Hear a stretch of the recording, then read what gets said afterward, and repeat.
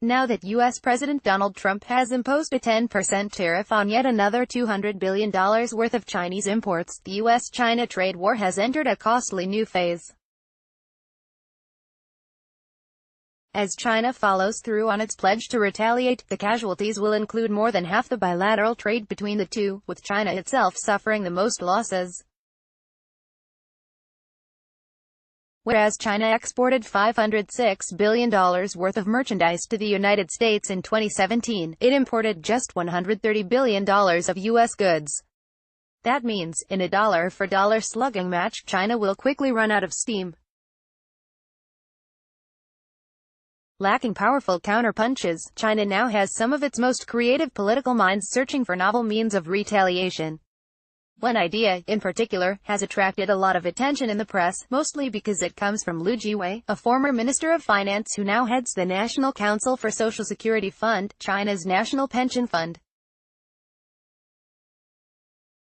In a defiant speech at the China Development Forum on September 16, he proposed withholding exports of goods that American companies need, thereby severely disrupting U.S. supply chains for 3 to 5 years at least. Such a maneuver, Lu mused aloud, would be painful enough to influence U.S. elections.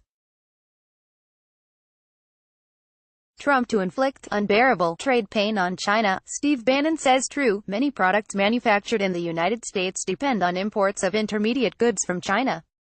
Should China cut off those supplies, under the legal fig leaf of export restraint, U.S. companies would be unable, at least in the short term, to find alternative sources.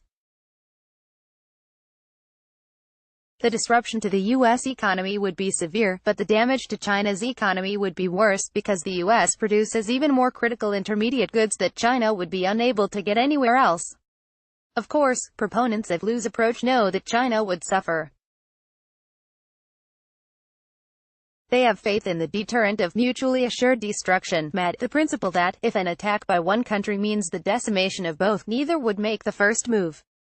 During the Cold War, the concept of MAD helped to maintain peace, as both the Soviet Union and the U.S. knew that if either deployed any of their nuclear warheads, the other would retaliate.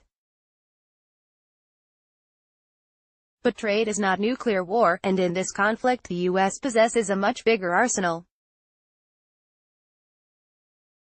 If one side's destruction is not so assured, the logic of MAD breaks down. The most crucial intermediate good the U.S. can withhold is advanced semiconductors. In April, the U.S. banned the sale of such chips to the Chinese telecoms giant ZTE as punishment for the company's violations of U.S. export rules. ZTE's operations were effectively shut down, and had Trump not granted a reprieve, ZTE would not have survived. The U.S. could also order Boeing and United Technologies to withhold aircraft parts and jet engines on which China's large commercial fleet depends, effectively grounding many Chinese jetliners. The U.S. could also forbid Google from offering support to Android smartphone software in China. All of this would impose much higher costs on China than on the U.S. Trump's trade war is a blessing in disguise for Chinese leaders. Furthermore, continued retaliation from China of the sort Lu has proposed would accelerate the country's economic decoupling from the U.S., with both countries acting to reduce their dependence on each other. This would please America's trade warriors and national security hawks, who believe that it would limit the growth of Chinese power.